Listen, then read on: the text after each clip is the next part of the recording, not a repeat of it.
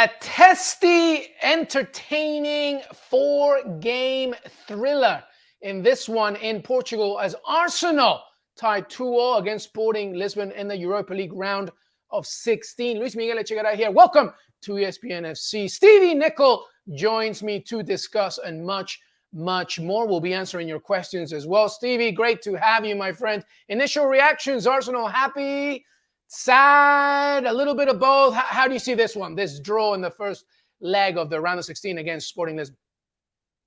I think they'll take it. I think at 1-0, probably like me, they probably thought they were going to win this game comfortably. But again, at the end of the day, if they were handed, you got to win against Sporting at home to go through, they would take it all day long. I think they'd be disappointed they drew the game. For long periods, particularly in the first half, they were dominant. Gave away too many chances to the opposition in the second half. But ultimately, it's 2-2. They haven't lost. And as I said, if they win at home, they go through.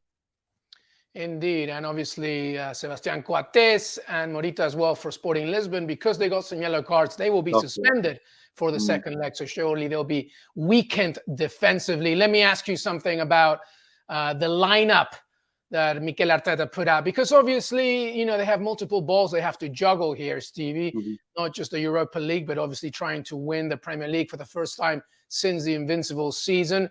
Did you approve of the lineup? Are you worried that the marathon-esque of European competition sandwiched in between Premier League games might be a worry for Arsenal? How do you see it? No, I thought he put out a really strong side. And I like when managers do that. You saw at the end he made a lot of changes. And so it tells me that he's going to win the game, and then as soon as he can, he's going to take players off and give them a rest. I mean, for me, that's the perfect recipe. I hate when managers put a clearly reserved team out, and then after an hour or even at half time start throwing on the first team. I hate that. I don't like that sort of thinking. I'm glad he picked the team he did. He clearly, as I said, went to win the game first. And then, of course, when it's 2-2, he still made the changes because he understands that, it's big picture. They were comfortable at 2-2, really. After probably a crazy 10 or 15 minutes, and then around the hour mark in the second half, where both sides could have won the game, chances all over the place. But it settled down after that, and he made the changes. And again, they find themselves in a comfortable position. And I think he's been smart. Clearly, the one issue that nobody can foresee is injuries. You can only do so much. And I think what he did as far as the changes, did what he could to play a good, strong side and still rest players. So other than unforeseen injuries, I think Arsenal and Arteta are handling it pretty well. Yeah, it was pretty much the strategy for Arsenal today. Obviously, the majority of the possession, the majority of shots. Though, however, Sporting Lisbon did give a good fight. Only one shot on target less than Arsenal. And here's one for you, Stevie, something that I've been thinking about ever since the end of the World Cup. Arsenal, actually, statistically speaking, in terms of defending set pieces, have looked a little bit more vulnerable since the end of the World Cup. Not massively. It's not like an alarm bell. So it's not, to call anybody's job or anything. But today was, again, evidence of how every now and again they switch off from a corner or a free kick. Do you think that's a specific area where Arsenal have to improve in order to really bring this Premier League title home? 100%. They have to concentrate again. And the goal they lost from the set piece, Ignacio, a free header. I mean, when I say a free header, he had nobody close to him, nobody jumping with him. It was almost like he was invisible and nobody knew he was there. That is a worry. Listen, I understand you can lose goals from set pieces. Somebody gets out-jumped or out-muscled, or, at least is in a position to affect it, but somehow doesn't. Those types of things are somewhat acceptable. But the goal they lost today from Ignacio is unacceptable from a defensive point of view. So absolutely, they need to work on defending set pieces. And again, it's going to be a team thing. It's It's a positional thing for everybody. It's an individual thing as well, because everybody has to have that desire to win a ball when it's in the air and attack it. So yeah, I definitely think Arsenal need to brush up on what they do defensively from set pieces, and I would think that they probably need to do a little bit more work of defending behind the ball. It's something they've been really good at, pretty much up until recently. But the fact that, losing goals against Bournemouth on the break, and today, Sporting could have had more than 2 goals with some of the breaks they had, and it was down to a little bit of good defending, but it was also down to some poor finishing. So those are 2 areas. I agree with you, definitely. Set pieces, but defending when you're going forward is important, because when the ball breaks down, you can't leave holes, and that's what they did, particularly in this game. Yeah, a key factor for Arsenal for sure. And as you mentioned, it's a collective responsibility, but obviously there are some very important players that Arsenal cannot do without. So the questions are coming in, everybody. Thanks so much. Keep on sending them. Here's the first one, Stevie. Speaking collectively, but also Arsenal is such a talented group with players that obviously all of them are important, but some maybe more so than others. Bukayo Saka with 9 assists, of course. Gabriel at the back has been doing well. Martin Odegaard, the architect in the middle. Who would you say, Stevie? Who is Arsenal's most important player from now until the end of the season? I don't think they have one. I honestly don't.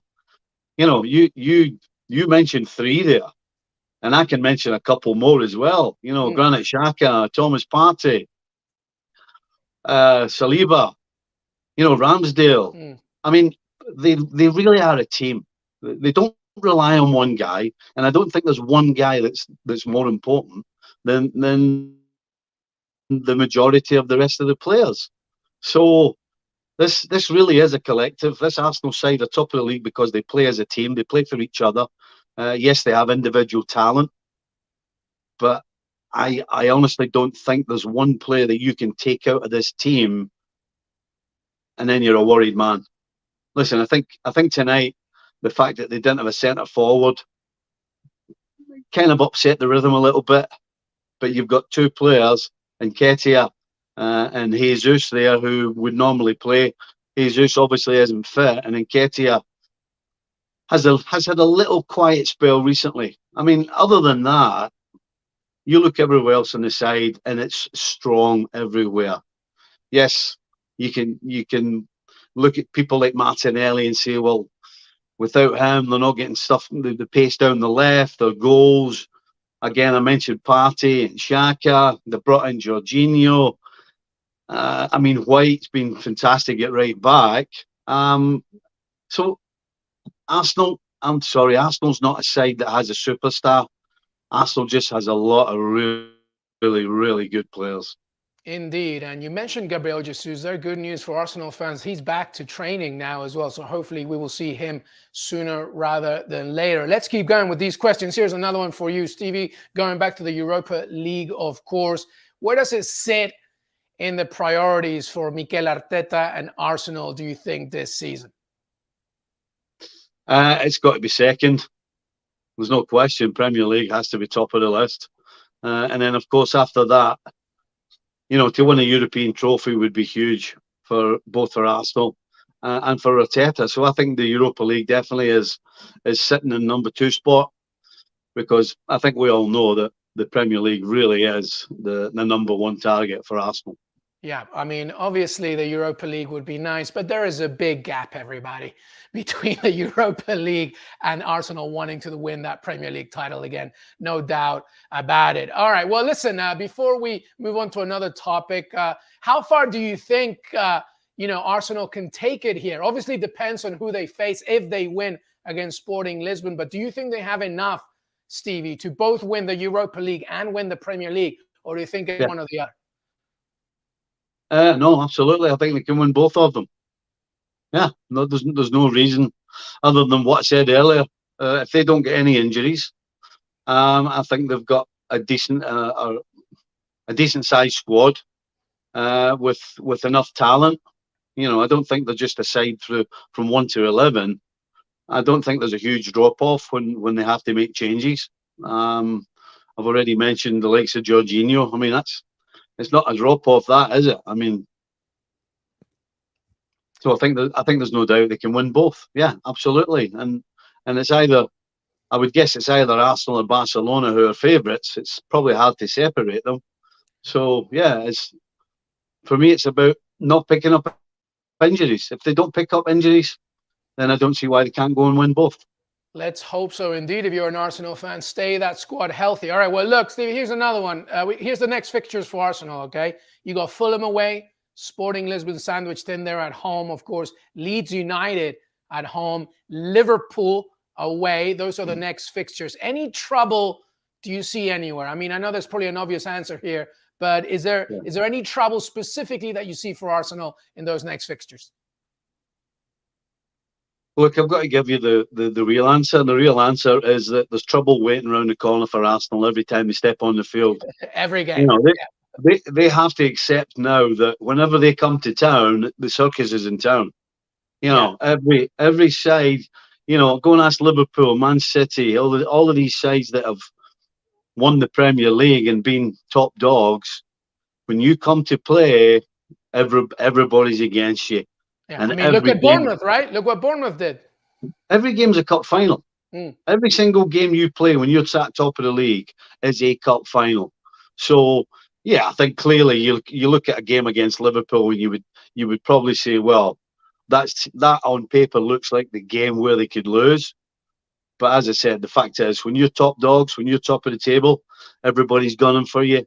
Everybody takes a step up in desire and all of these other things. The crowd's a bit louder. Everybody's against you. So, yeah, when you're top dogs, every single corner you go round, you better be on your guard that somebody's waiting to get you. Everybody wants a piece. Absolutely. I forgot to mention Crystal Palace, by the way, after Sporting Lisbon at home, before Leeds United. Crystal Palace as well will be another fixture for Arsenal. All right, well, that's it. Arsenal draw 2-2 against Sporting Lisbon. Should feel relatively confident when they bring it all back to the Emirates. Let's move on here, because yesterday, of course, PSG once again bowed out of the Champions League. And this Qatari project, I think many are questioning now. And the guys on ESPNFC TV had a lot to say about Paris Saint-Germain. Check it out. Frank, when Kylian Mbappe made that decision to stay at PSG, you said it was the right thing to do. You would applaud his commitment to the club instead of going to Real Madrid. With hindsight, was that a mistake?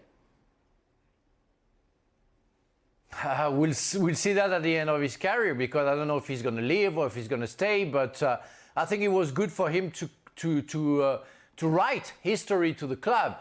He would have signed for Real Madrid. He would have been one of them. He hasn't written any history. He's the top goal scorer in the history of the club. It's been a year. Yeah, but it's been a year, Dan. You know, I mean, if he stayed like 2 or 3 other years and they do something, you know, what are they going to do, Frank? They're stuck with Messi. They're stuck with Neymar. They're only going to get worse. And it's just a downward spiral. He's only going to get more frustrated, Frank. I agree with you guys. You know, I don't know. I wouldn't say if I was him. If I were him, I will leave the club and sign for Real Madrid. But I think I like the challenge. Is what I said last summer. I like the challenge that he wants to create and write history for the club. And I think it would be nice to see that. It maybe takes more than a year. Maybe it takes 2, 3, 4, 5 years. And Frank, will he be patient enough? If you were him now, Frank, you would still stay. You would say, like, if Real Madrid came knocking in the summer and said, "Right, come on, let's get this done," you would say no. Well, depending on what they want to do next season. What are they going to do, Frank? They can't do anything. They're stuck with Neymar till 2027. No, don't tell me they cannot do anything. No. They need to have a recruitment cell who can have good decision at some point, you know. So not those people who are already there. Not maybe a general manager who works also for another club. Maybe somebody dedicated to work with Mbappe, around Mbappe. If he loves Paris, fine, and France, fine. But let's be frank about it. He's at a team now that are further away than they have been in a long time for winning this competition. And nobody gives a stuff outside of Paris about winning Ligue 1 with PSG, Kylian Mbappe, that is, right? So I don't know what the caveat is in staying there, apart from picking up a humongous wage and salary and being the top man. But listen, he can earn great money elsewhere, still be the top man, but be playing a more competitive side in a bigger league, having bigger exposure, and really showing his worth outside of France, which we know he can do. So, you know, if he wants to stay in the circus, as you said, and you called it rightly so, then stay at the circus. All right, well, I have my own thoughts about this, but Stevie, give me your thoughts about Kylian Mbappe and PSG and the circus, as the boys call it. He has to go. You know, it's going to, you know, they're stuck with Neymar, there's no question. I don't see anybody giving Neymar 35 mil tax-free. I don't see anybody other than maybe a club in Saudi, which I'm pretty sure he's not ready for that yet. So I don't think he goes anywhere. And quite frankly, on the field of play, he's done nothing much as far as the Champions League is concerned for, well, I can't even remember the last time he had a good game in that tournament. You know, Messi, I'm assuming that the fact that Messi was coming maybe was a big reason why Mbappe stayed, thinking that Messi coming would be the difference as far as the Champions League is concerned. And I'm sure it was important to him to win a Champions League in France before he goes to his so-called beloved Real Madrid. Well, that's not worked out either. So if you're killing Mbappe, you've got to go. You want to win the Champions League. If you want to do it with Paris, if you want to do it with Paris Saint-Germain, it's going to be another 2 or 3 years because Messi has to go. You have to get rid of Neymar, and then you can spend the money, particularly on the wages, to bring in 2 other proper players, 2 players who are going to make you a team. And as good as Messi is right now at his age, he's other than going forward, he doesn't do anything. And Van Gaal was right when he said in the World Cup, it doesn't help you defensively. But, you know, he's 34, is he? 35? Yeah. So, in my opinion, if I'm killing Mbappe, thank you very much, PSG. I'm now going to go to Real Madrid, where I do believe I not only can win the Champions League, but I can do it multiple times. So, if I'm him, bye-bye, Paris. Au revoir, Paris. It's been good. It's been good. Yeah, listen, I'm not going to go too far here, and we're going to wrap up soon. And I have a lot of feelings about Paris Saint-Germain. I'm just going to say 2 things. One of them echoing pretty much what you said, Stevie, which is, listen, the first most important thing for everybody to remember is that since Qatari ownership came in, the only focus has been on creating this club as a brand, not as a team. And you can see it everywhere, from sponsorships and advertisement and social and digital. This is just a club from Qatari ownership's perspective that is focused on one thing, and that's being a brand. This is not a community. Where is the Parisian talent coming through the academy? Where is the thinking behind, obviously, not just smart management, but smart scouting to making sure that you strengthen the likes of Kylian Mbappe? Okay, that's one thing. It's not going to happen. But to me, Qatari ownership needs to go and PSG needs to press the reset button. That's not going to happen. So what's the other side of it?